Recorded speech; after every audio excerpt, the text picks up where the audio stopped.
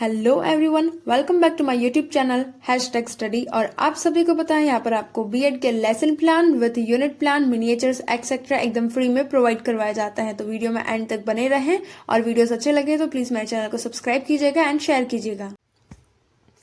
सो hey everyone, आज हम बहुत ही ज़्यादा इम्पॉर्टेंट से भी इम्पॉर्टेंट टॉपिक के बारे में डिस्कस करने वाले हैं। आपको पता है कि जो आपकी बीएड की लेसन डायरी होती हैं उसके अंदर आपको एक डायरी मिलती है जिसका नाम होता है वीकली रिपोर्ट वाली डायरी।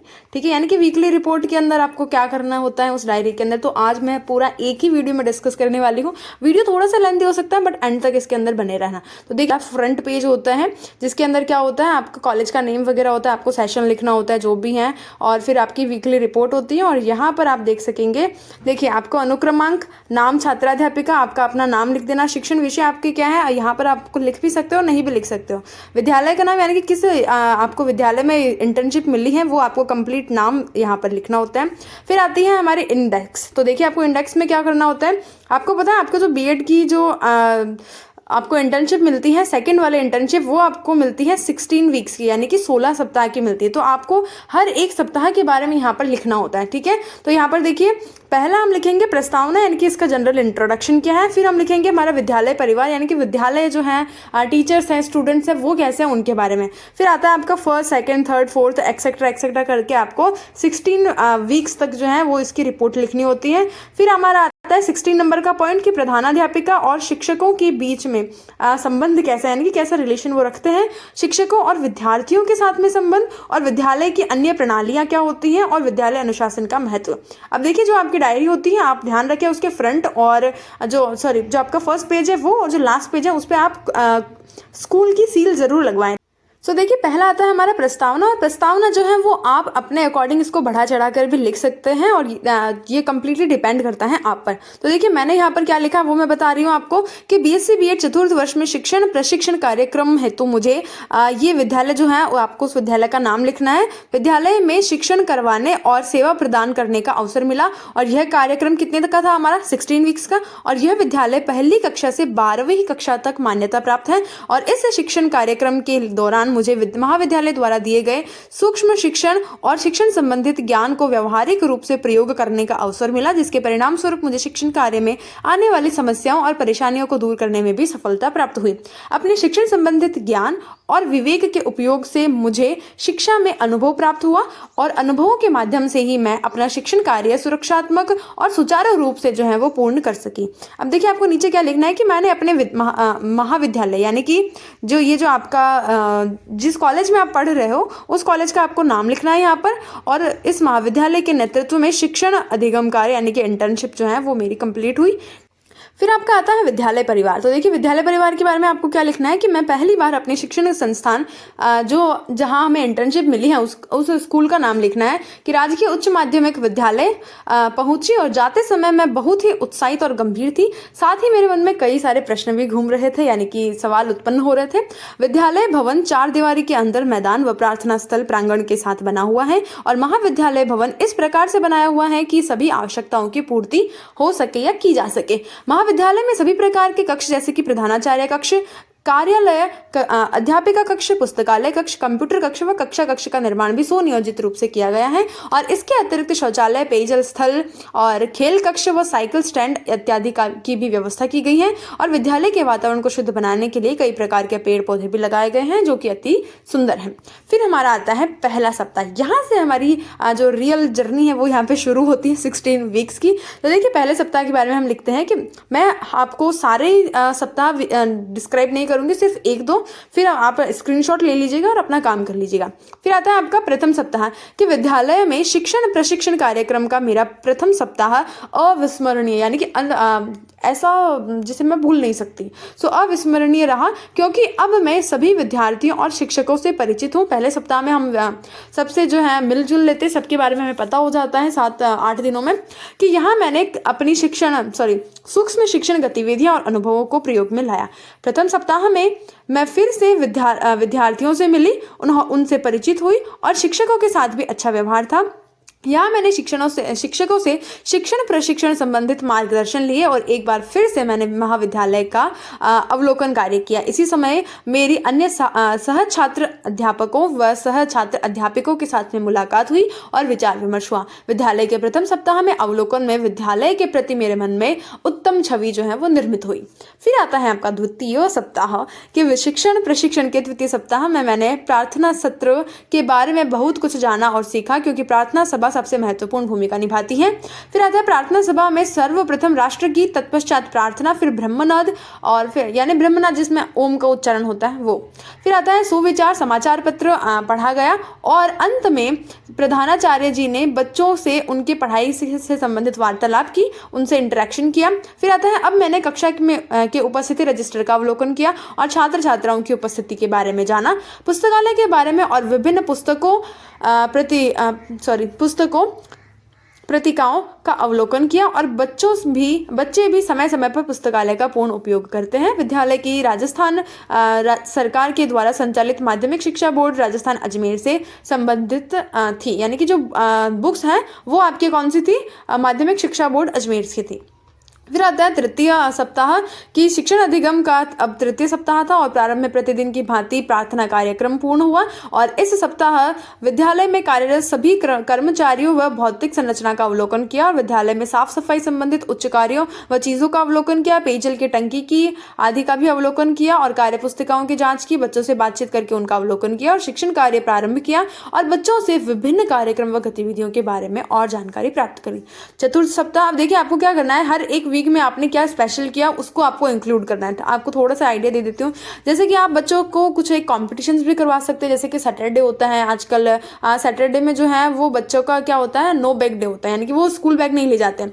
तो आप क्या कर सकते हैं, उनको कुछ एक्टिविटीज़ करवा सकते हैं या फिर कुछ कॉम्पिटिशन्स करवा सकते हैं, जैसे कि आपका हो गया ड्राइंग कॉम्पिटिशन हो गया, ऐसे राइटिंग का कॉम्पिटिशन हो गया, निबंध प्रतियोगिता हो गई या नाटक प्रस्तुत करना हो गया। तो इस प्रकार से आप हर एक वीक में थोड़ी सी जो एक्टिविटीज़ हैं वो आप उनको ऐड करके अपना जो वीकली रिपोर्ट है हर एक वीक की वो आप इसमें प्रिपेयर कर सकते हो। ये एक सबसे बेस्ट तरीका है अपनी डायरी को फुलफिल करने का, बिकॉज आप कितना पेज लिख सकते हो, 1-2, लेकिन आप 22 से 25 पेज नहीं लिख सकते। ये पूरे 22 पेजों का आपका इंट्रोडक्शन है, इसका इंट्रोडक्शन ये पूरी फाइल है।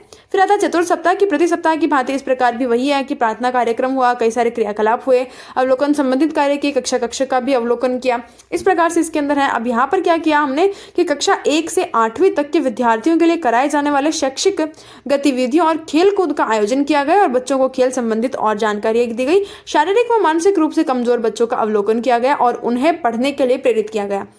इसी तरह से आता है आपका 5वां सप्ताह, ये आप स्क्रीनशॉट ले लीजिएगा इसका और सही तरीके से इसे देख लेना। अब देखिए यहाँ पर सबसे ज़्यादा स्पेशल क्या है, आपके मिड डे मील को मैंने इंक्लूड कर दिया है, तो इस तरह से आप कुछ एक चीज़ों को इंक्लूड यहाँ पर कर सकते हैं। 5वां सप्ताह, फिर आता है 5वें सप्ताह को थोड़ा सा और आगे बढ़ाया गया। देखो यहाँ पर लिखा हुआ है ना कि इस बार शनिवार को नो बैग डे मनाया गया, जिसमें सभी को खेल करवाया गया, ठीक है, यानी कि खेल से संबंधित किया गया। फिर आता है आपका 6 नंबर का वीक क्या, यानी कि षष्ठम सप्ताह। तो इसके अंदर क्या आप स्पेशल लिख सकते हैं वो आप लिख देना और अपना इसको कंप्लीट कर लेना। ये देखिए आप स्क्रीनशॉट ले लीजिए। फिर आता है आपका 7वां सप्ताह, ये रहा आपका कंप्लीट, यहाँ पर आप इसका स्क्रीनशॉट ले सकते हैं, ये है आपका 7th पेज। फिर आता है आपका 8th नंबर का पेज, ये आपका 8th नंबर का पेज यहाँ पे कंप्लीट होता है। फिर आता है 9th नंबर का पेज, ये रहा आपका 9th नंबर का पेज। फिर आता है 10वां सप्ताह, यानी कि आपका 10th नंबर का पेज और ये यहाँ पर आपका कंप्लीट होता है। मैं आपको ज़्यादा बता करके आपका टाइम वेस्ट नहीं करना चाहती, सो हम एक ही वीडियो में सब कुछ इंक्लूड करेंगे, ठीक है। अब देखिए यहाँ पर आपका 10वें सप्ताह में आप क्या कर सकते हैं, यहाँ पर मैंने स्पेशल क्या लिया है, प्रयोगशाला, यानी कि लेबोरेटरी का हमने यूज़ किया। बच्चों को छोटे छोटे जो एक्सपेरिमेंट हैं जिससे उनको कोई भी नुकसान ना हो, ऐसे हम एक्सपेरिमेंट कर सकते हैं। जैसे कि यहाँ पर क्या लिया गया है कि कौन सा पदार्थ हमारा अम्ल है, क्षारक है, इसकी हम लिटमस पत्र से और भी कई तरीकों से जो है हम इनकी जाँच कर सकते हैं। तो वो जो है हमने बच्चों को करना सिखाया, तो कुछ एक स्पेशल चीज़ें वो हमें इसमें इंक्लूड करनी होती हैं।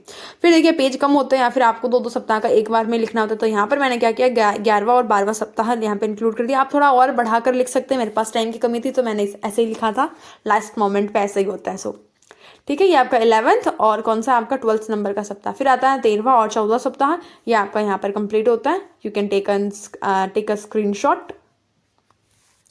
देन आता है आपका 15 एंड 16 नंबर का सप्ताह। ये मैं थोड़ा सा आपको और बता देती हूँ कि यह 2 सप्ताह जो है मेरे शिक्षण प्रशिक्षण कार्य के अंतिम सप्ताह के रूप में थे। ऑब्वियसली कि आपको फिर बहुत सारा काम भी होता है और आप बच्चों से इतना ज़्यादा इंटरेक्ट हो जाता है कि जाने में आपको थोड़ा सा अजीब लगता है। तो यहाँ पे देखिए, और मुझे विद्यालय से वापस महाविद्यालय जाने में बहुत ही बुरा लग रहा था। इस अंतिम सप्ताह में मैंने कई महत्वपूर्ण कार्य किए, जैसे कि हमारा पहला क्या है कि विद्यालय प्रबंधन समिति में भागीदारी निभाई, सहपाठी अवलोकन कार्य पूर्ण किया, अध्यापक व अध्यापिकाओं का अवलोकन कार्य भी पूर्ण किया, फाइलों का कार्य पूर्ण किया, विषय अध्यापिका से हस्ताक्षर कार्य पूर्ण किया और शैक्षिक गतिविधियों और कार्यक्रमों का भी मैंने क्या करवाया, आयोजन करवाया।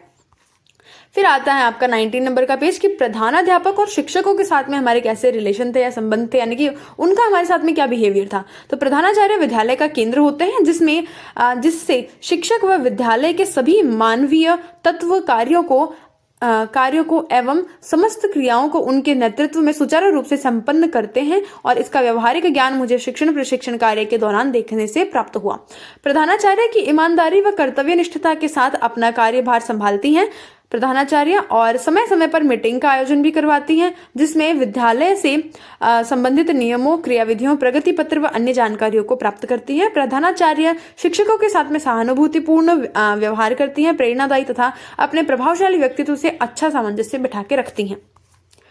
फिर आता है कि शिक्षकों और विद्यार्थियों के बीच में क्या संबंध था, कि शिक्षक प्रशिक्षण के दौरान अपने उद्देश्यों की पूर्ति करने हेतु मुझे शिक्षण के द्वारा शिक्षकों व विद्यार्थियों के संबंध को जानने का अनुभव प्राप्त हुआ और इस विद्यालय के शिक्षक विद्यार्थियों के प्रति सहानुभूतिपूर्ण व्यवहार करते तथा विद्यार्थियों के बारे में जानकारी रखते हैं। शिक्षक विद्यार्थियों को भली भांति शिक्षित करके विद्यालय के अच्छे शैक्षिक परिचय प्राप्त कराने के लिए सदैव प्रयत्नशील रहते हैं और शिक्षक जो है विद्यार्थियों के साथ में अपनत्व की भावना रखते हैं और शिक्षण के दौरान मेरा अनुभव भी बहुत ही सुखदपूर्ण रहा। फिर आता है आपका कि विद्यालय की अन्य कार्य प्रणालियों का अनुभव कैसा रहा था, कि विद्यालय में छात्राओं के मूल्यांकन के लिए टेस्ट, छात्राओं या जो भी आपका जो स्कूल है वो कंप्लीटली गर्ल्स का स्कूल है या बॉयज़ भी इसमें शामिल है, उस हिसाब से आप थोड़ा सा शब्दों का ध्यान रखें। यानी कि यहाँ पर क्या है, हमारे जो स्कूल की प्रिंसिपल है वो क्या है, फीमेल प्रिंसिपल है, तो हमने प्रधानाचार्य का उपयोग किया, इस वर्ड का यूज़ किया। और कौन सा स्कूल है, गर्ल्स स्कूल है, तो उस हिसाब से छात्राओं का हमने उपयोग किया। अदरवाइज हम क्या लिखते हैं, विद्यालय में छात्र छात्राओं के मूल्यांकन के लिए टेस्ट किए जाते हैं और जिससे कि उनकी उन्नति के विकास का ज्ञान हो सके। विद्यालय में समय समय पर पेरेंट टीचर मीटिंग्स भी होती है, यानी कि अभिभावक की मीटिंग्स भी रखी जाती हैं। विद्यालय कई प्रकार की शैक्षिक गतिविधियों और खेलकूद का भी आयोजन करवाते हैं और विद्यालय में सभी प्रकार की सुविधाएं जो है वो यहाँ पर उपलब्ध होती हैं। फिर आता है विद्यालय अनुशासन का अनुभव। तो ये है हमारा लास्ट पेज, इसे आप जरूर देखें कि अनुशासन अपने विद्यार्थी के चरित्र पर विद्यालय के द्वारा डाले गए प्रभाव की ओर संकेत करता है। अनुशासन का अर्थ अपने आवेशों और शक्तियों पर अंकुश लगा करके उन्हें नियंत्रित करके उसके स्थान पर कुशलता एवं मितव्यता लाई जाए। फिर आता है कि विद्यालय में विद्यार्थियों के अंदर अनुशासन का अभाव होता है। कुछ बच्चे जो है वो अत्यधिक अनुशासित होते हैं जबकि कुछ शैतानी भी करते हैं, जिसके कारण विद्यालय में अनुशासनहीनता होती है। अनुशासन के लिए छात्राओं को उच्च चरित्रवान व्यक्तियों की जीवनियों की पढ़ने की आदत डालनी चाहिए और विद्यार्थियों को स्पष्ट निर्देश किए जाएं और नियमों की जानकारी भली भांति दी जाए। पुरस्कार देने से अनुशासन पर उत्तम प्रभाव पड़ता है और यह सामूहिक रूप से होना चाहिए। और आप अनुशासन के बारे में और भी बहुत कुछ लिख सकते हैं और आपको एंड में क्या करना है, जो भी आपके वहाँ पर मैम हैं जो आपकी डायरीज हमेशा चेक करते हैं, आपको उनसे क्या करना है, सिग्नेचर करवा लेना है और आप यहाँ पर सील साइन भी करवा सकते हैं। मैंने नहीं करवाया था बिकॉज हमारे प्रिंसिपल जो हैं वो चले गए थे, इसलिए सो आपको यहाँ पर क्या करनी है, सील भी लगवानी है। ओके, यहाँ पर आपका ये कंप्लीट होता है। कैसा लगा आपको ये वीडियो, प्लीज़ कमेंट करके ज़रूर बताना, अपने फ्रेंड्स के साथ में शेयर करना। मिलेंगे इसके और भी अच्छे नेक्स्ट डायरीज़ के अंदर कि उसमें क्या आपको करना है। तब तक के लिए thank you, see you, have a good day, bye bye.